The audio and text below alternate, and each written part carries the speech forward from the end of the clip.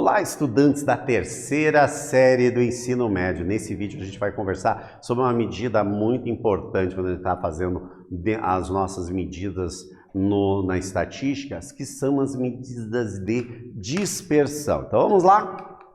Então você já viu que as medidas de tendência central, os dados são analisados em torno de um valor médio ou da média.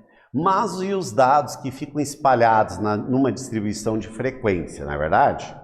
Quais são as medidas que analisam o grau dessa variação? Por exemplo, nós temos lá um valor central e vai ter valores antes desse valor central e depois. Às vezes, a mesma média vão ter uma maneira de comportamento diferente, vai ter uma variação mais em uma do que na outra. Vamos ver isso praticamente? Então, nós temos dois tipos de medidas que a gente já trabalhou. As medidas de tendência central e agora a gente está reforçando as medidas de dispersão. Vejam aquilo que eu comentei, ó. Eu tenho aqui um conjunto A e um conjunto B. No conjunto A, a média é 6 e no segundo, a média também é 6. Mas vocês vejam que a distribuição de valores é bem diferente uma da outra, não é verdade?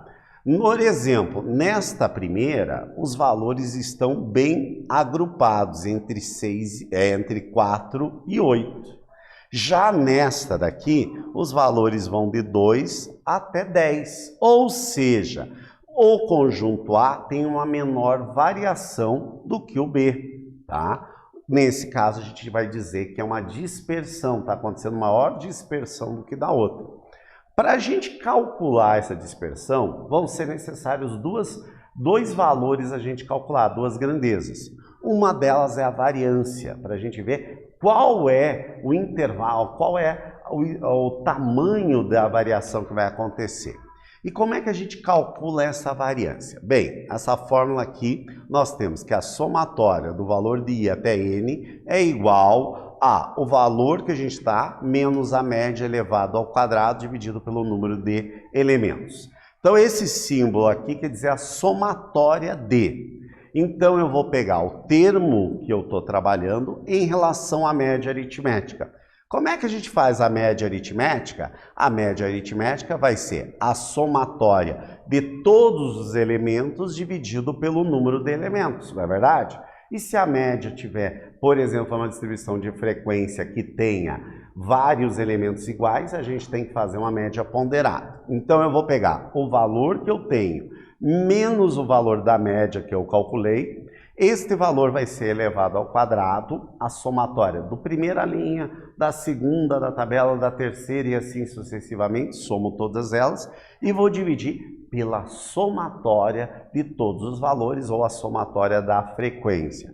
Nesse caso aqui, eu vou dizer que é a variância. O nome daqui, para quem não lembra, dessa letra grega que simboliza a somatória é a letra grega sigma.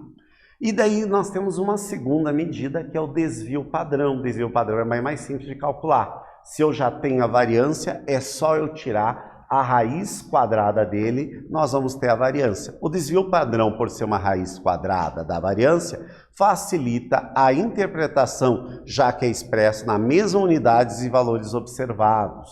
Por exemplo, quando vocês verem na televisão lá e diz assim, deu uma média de tanto, tanto para mais, tanto para menos. Já ouviram isso? Exatamente, é o desvio padrão. Nesse vídeo nós conversamos sobre as medidas de dispersão. Espero que vocês tenham gostado e até breve, pessoal.